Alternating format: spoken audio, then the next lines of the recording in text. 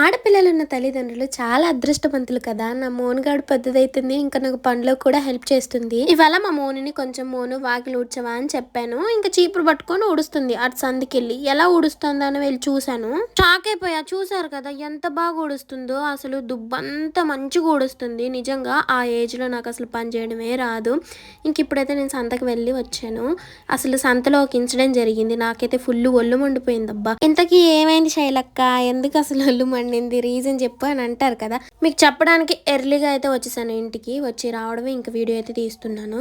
ఇంత అందంగా ఉన్నా, ఇంత క్యూట్ గా ఉన్నా, నన్ను పట్టుకున్న ఆంటీ అని ఎలా అనుబుద్ధి అయిందిరా. సంతలో నేను నడుచుకుంటూ వెళ్తూ ఉంటే నా ఫ్రెండ్ ఒక అబ్బాయి నడుచుకుంటూ వస్తూ ఉన్నాడు. ఇంకా ఆ అబ్బాయికి ఒక 20-21 ఇయర్స్ అలా ఉంటాయి. అంత పెద్ద అబ్బాయి నన్ను పట్టుకుని ఆంటీ కొంచెం పక్కకు జరగవా అంటే నాకైతే ఒళ్ళు మండిపోయింది. ఏంటి నీ కళ్ళకి నేను ఆంటీ లాగా కనపడుతున్నా? కళ్ళు కనపడట్లేదా నీకు? సైట్ వస్తే ఐ డాక్టర్ దగ్గరికి వెళ్ళు. నన్ను పట్టుకుని ఆంటీ అంటున్నావు ఏంటి? సేమ్ ఏజ్ ఉంటది నాకు, పిలిస్తే అక్క అని పిలువు, లేకపోతే ఏంటి ఆంటీ అంటున్నా జోక్సా అనేసి అని అంటే పక్కనున్న వాళ్ళు కూడా అన్నారు ఆమె నీకు ఆంటీ లాగా కనపడుతుందా అనేసి. మొత్తానికి అయితే ఎక్కువ తక్కువ మాట్లాడితే చంపలు చక్కోడీలు చేసేద్దాం అనుకున్నా కానీ సారీ అనేసి ఇంకెళ్ళిపోయాడు అనమాట.